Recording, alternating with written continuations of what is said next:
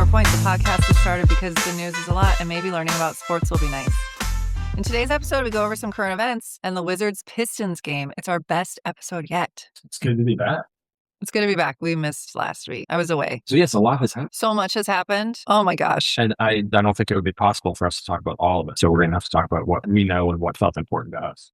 Right. I only know two things that happened because they were important to me. And the TikTok algorithm knows that. Jared McCain got traded from the 76ers to the Thunder. My understanding is that he didn't get a lot of playing time on the 76ers. And I'm thinking like, he's moving to the Thunder, this team that is like superstars. Is he going to get to play at all? And August said no one would trade for someone just to have them sit on the bench. Also, I saw that he got a standing ovation from the crowd his first game, which was like maybe yesterday. In Oklahoma City. Yeah. So everyone's really excited to have him. The Thunder are actually pretty banged up right now. They're hurt. Shea is hurt. Oh, no. Oh, what? I don't think he's going to be like reevaluated after the All-Star break, which is not super far from now. I'm not exactly certain, but within a few weeks. And maybe like a abdominal strain or something like that. And then Caruso is hurt. Maybe Lou Dort or one other of their guard type people is hurt. So I think Jared McCain will play for them definitely in the regular season. Yeah.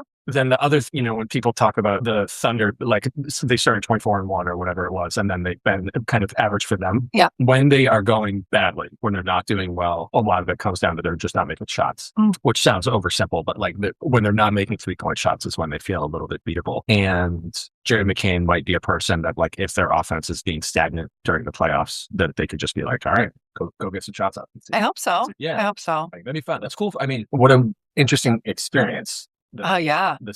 Right. Because the Sixers, I don't think they were good last year when he was good. Right. I don't think so. And then he got hurt. Yeah. So early in the season. Yeah. And now they are good. Ish. They're better than they were supposed to be. Embiid's been playing. They've got Maxey, who's super fun, and this BJ Edgecombe guy's incredible. So they're good, but McCain's a little bit squeezed out and hasn't played a lot this year. Right. Which must be a weird experience. But then to be going to this team that is likely going to win. Yeah. I wonder what he's feeling. He's got to be so excited. One thing I saw that I did not know is that there are at least a couple players on the Thunder who also do TikTok dances all the time. And so they were saying like, this will be such a fun fit for him. Like, I'm so excited about that. But like the team is young and he is young. Yeah. And so it should be a good fit, maybe, at least socially. So what do you think? Like, there are other trades that were very interesting. James Harden got traded. Oh, yeah. Where's he going? Cleveland. Okay. Which is good. They traded him for this guy, Darius Garland, who's a really, really good player who just cannot stay healthy. He's had like turf toe playoffs or like that. And he's been out a lot, but he's excellent. Really, really good. And he's 10 years younger than James Harden. But James Harden plays. He got traded. That might have been the biggest one. The Clippers also traded this guy, Zubac, who's a really good player, to the Pacers, who are terrible this year but the Pacers are going to be like loaded next year. And interestingly, in that pick, part of the conditions for that pick was that the Pacers, there's a conditional first round draft pick in this upcoming draft. The Pacers keep that pick if it's first, second, third, or fourth in the draft, or 10th and beyond. Okay, I stopped listening. It's super weird, right? It doesn't even make any sense. It doesn't even make any sense. I could not fathom what that negotiation was. Do you know how the lottery works? No. Like it's the ping pong ball stand based on how many losses you have in a season, your odds for getting the first overall pick increase. The more losses you have, the more your chances increase. Unless you made a secret deal behind the scenes to trade Doncic from the Mavs, then it doesn't matter because you're going to get the number one pick because they owe you. Exactly. Okay. Exactly. I remember. So the Pacers have one of the worst records in the league this year. So if the lottery comes up with them having one of the top 4 picks, they get to keep it. If the lottery says that their pick is 5, 6, 7, 8, 9, or 10, I think, I'm not sure if 10's included or not, then the Clippers get it. So it's like a gamble? Like a gamble. Weird. That's exactly right. That's so strange. Yeah. Zubac, Harden, the Celtics, because I mentioned it, they got rid of Anthony Simons, which is kind of sad. Actually, I really like watching them play. But they are now under, I think, all of the financial penalties for the league. Congratulations. Yeah, which is a huge deal. The payroll is more than $300 million less dollars than it was in June. Wow, quite a savings. It's a lot of money. What I wanted to ask you about is like, what do you? Wait, I have one that I want to talk about. Before you ask your final question about the trades. Did we already talk about Hunter Tyson? Oh. I found out this morning Hunter Tyson got traded to the Nets. I didn't know he was even I feel like he was just getting time, with everybody being out and them playing the bench players, second shift. I thought he was finally finding his feet with the Nuggets. And boom, moved to the Nets. It's going to be weird. Did we talk about this? Does he have a family? He just got married in August, I think. Yeah. This ties into my question to you. What do you think the weeks leading up to it are like for these people? The reason I saw this is because a clip Cam Johnson was is from his podcast Old Man and the Three. He was talking about it, and he was saying exactly that. Like, there's this human element, and he was saying like Hunter Tyson wasn't expecting this, and now he's just like found out that he has to upend his whole life and move like now to New York, move immediately. Yeah. Yeah. Does the players union in the contract for trades, are you guaranteed 3 days, 5 days, 7 days, or whatever before you have to report to your new team? And I don't think so, because when was Jared McCain announced? Like, he was playing, I think, yesterday. I don't know when that trade became official. I think a day or two before the deadline. But whatever. Thinking just from a basketball perspective, it's like, yeah, just go there and play. But as a person, so I mean, who packs your apartment? And I guess you can throw money at all that, but you do still need to like figure out what actually where am I gonna live? It takes work to get to a new place. Well, you get the 5-star hotel for 46 days. Yeah. And let alone like people with family. Oh, right. Yeah. School. If you have kids who are school age, like, do you leave them in the other city for a semester, like to finish out the school year? Like as a parent, like what are the conversations with your children? I think it's expected. I think like they know in the back of their minds, because I've seen players say it, like, you never know when like there is no guarantee for the next game. But like, how jarring would it be to be like, oh, it's here and I'm moving? Yeah. Yeah. Like, so unsettling. Oh, Yeah. in a way. Yeah, to get that call. I guess you're signing for it, but and like established players, right? People who have been with teams for a long time. It's like, Yeah. Okay. Somehow we're still in current events. I don't think anything else huge has happened. Two little things to look out for. I think Cleveland's going to be good. I think Cleveland is going to have a good second half of the season. And Minnesota traded, I'm not even going to try to say the guy's name. They traded for a guard, which is something they've needed for a long time. I watched Minnesota play Oklahoma City before Shea got hurt. And Oklahoma City was missing a couple people, but like it was borderline like Oklahoma City couldn't keep up. I was really impressed with the Timberwolves, like when they're clicking. So my pick before the season was that Denver beats Cleveland in the finals. Denver beats Cleveland? Yeah. Okay. I think I'm still sticking with that. But I think Minnesota's gonna go on a little tear here. I think they're gonna have a really good second half, and I think Cleveland is too. Great. That's exciting. Midwest for the win. Yeah. They need it. It's winter there. Those good current events. You want to tell me about a game? Yeah. This week I watched half of the Wizards play the Pistons. And I chose this game because I saw the finals. And even I, who am new to basketball, was like, sorry, what? Yeah. The Wizards beat the Pistons? Because the Pistons are pretty good and the Wizards are not good. So I wanted to see what happened, and I did. So I watched the Wizards stream, and it was on the Monumental Sports Network, but they did have a word from FanDuel. Yeah. Okay. So the announcers were Chris Miller and Drew Gooden. I really liked them. They were great. So they were just like straightforward. They got along so well. Like, I really feel like they are friends off screen, and that also they're my friend off screen. Like, when they come to Taipei, I'm going to say two things, like bundle up. Yeah. And let me take you out for some dumplings. Yeah. Yeah. It gets cold. Apparently, it gets cold for this one day. Yeah. Be careful. Okay. So do you have more, like, why? What made them so good? I'm not sure. I couldn't quite put my finger on it. I don't know. They were able to call it and like fun fact, but not too many. They weren't silly. They were very straightforward, and I liked it. They weren't my favorite. They weren't like K-Ray and George Blaha. They're solidly in the upper right quadrant. Yeah. Solid. Yeah. So this game was in Detroit. It looked freezing there. It looked like you would need 2 more coats. You can't go. You can't go. You would freeze to death on the sidewalk. Okay, this game, the players were wearing gold City Edition jerseys. And like, I didn't look into it, but they were just like gold. And I don't know, we can probably look up why, but who cares? They were pretty ugly. However, I have to say I really liked the whole aesthetic of the Pistons. Their jersey was white with like a red and blue stripe down the side. It was like so classic. It looked really good. And their floor is like very classic, like wood floor with like the Pistons logo in the middle and then like I think blue around the edges. Like, it just looks like good old basketball. Yeah. There's jerseys to sell. I get it. Like, to be, and like, collect them all. The more designs, but like just classic all is good stuff. And I do like I like that they rotate through the jerseys. It makes it interesting for me. Okay, so I watched just 2 quarters. Yeah. I thought about watching quarter 1, 2, and 4. And then like I got distracted and I needed to like put out snacks with the party. So in quarter 1, Sharif Cooper, he plays for the Wizards. I didn't notice this. I rewinded it to see and I took a video of it, but he lost his shoe while he was playing. Like, I didn't realize that could happen. A shoe fell off while he was playing. He was like jumping up. I don't know how your shoe falls off during a basketball game. Yeah. I don't know if it got snagged on someone or he just like didn't tighten the laces.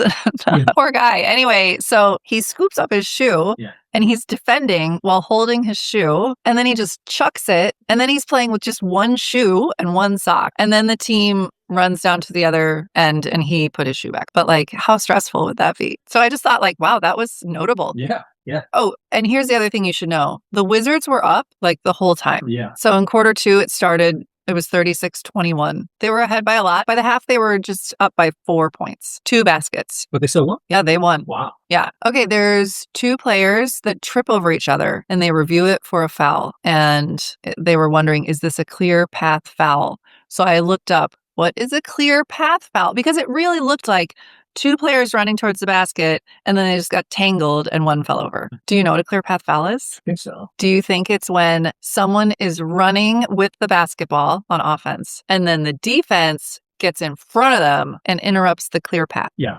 Yes. So that a while ago, like if someone got a steal and they had a clear path to the basket, like Yes. the defenders, the move was to just grab them.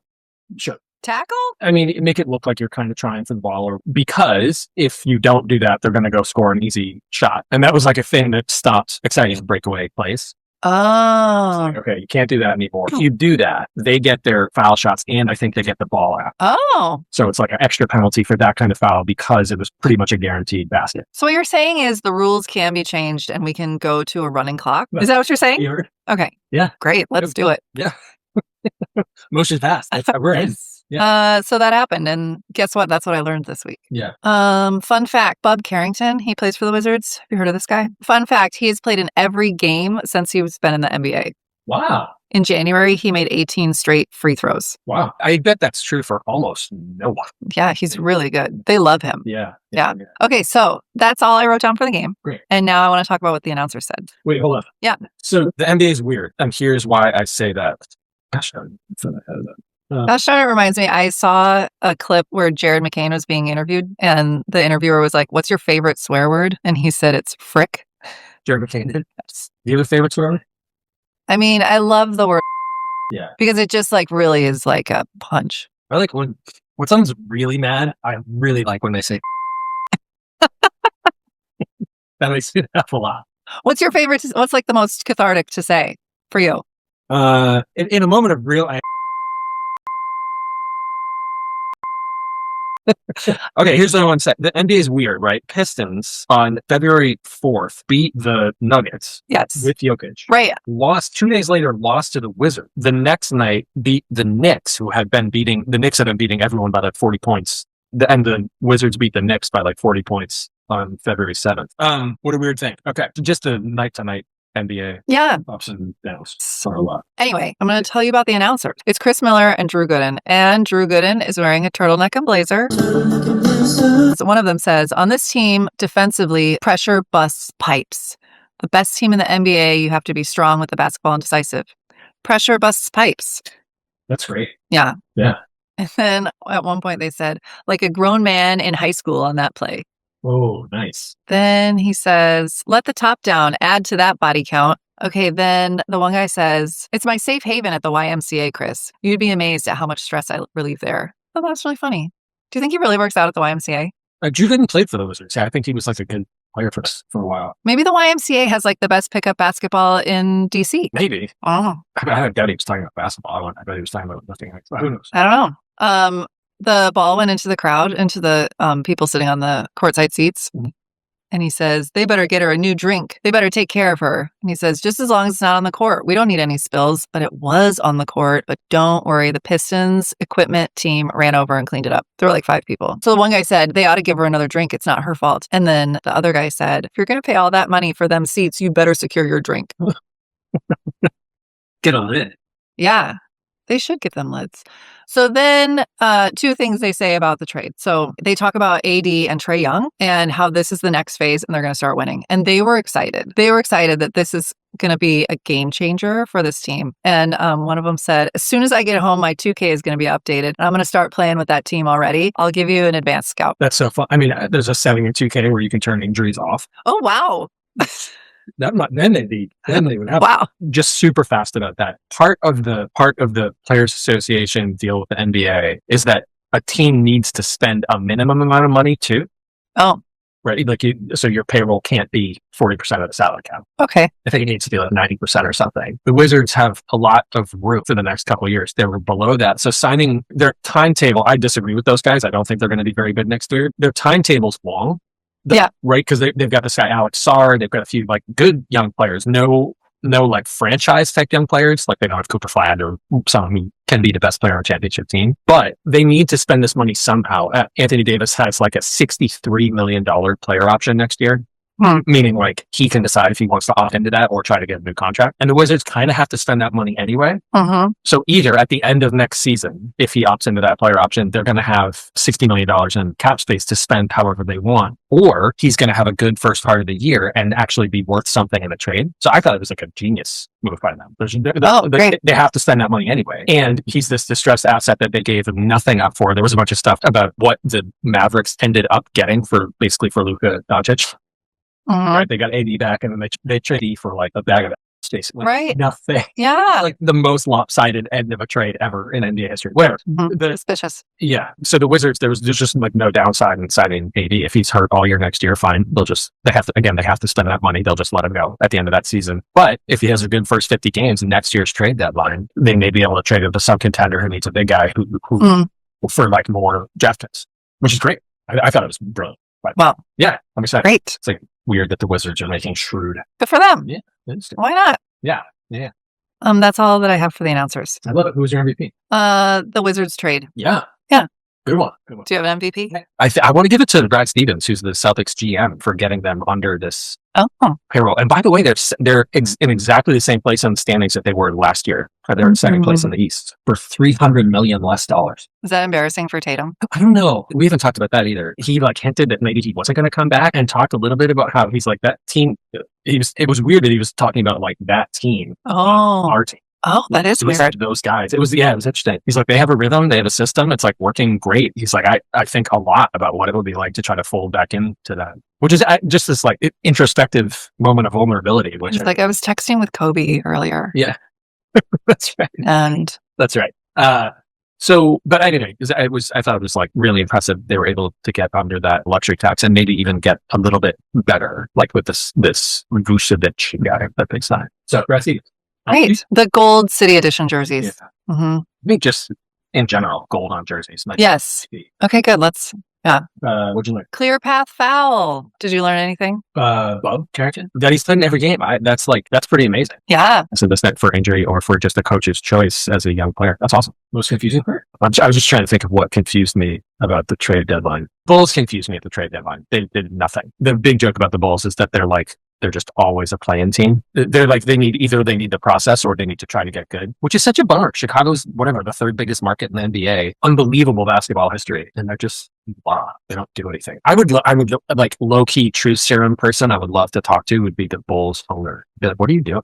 Like, are you making unbelievable amounts of money by being mediocre? Right. I don't get it. Anyway. My most confusing part is the part where you were talking about the Clippers and the Pacers and the draft. Yeah, me too. Did we do it? I think we did it. Good job. Thanks for listening to Go Team Score Points. Today's episode was edited by Irish. Information came from officialnba.com. You can reach us at goteamscorepoints@gmail.com. Join us later this week where we learn about Duncan Robinson and we play Would You Rather. See you soon.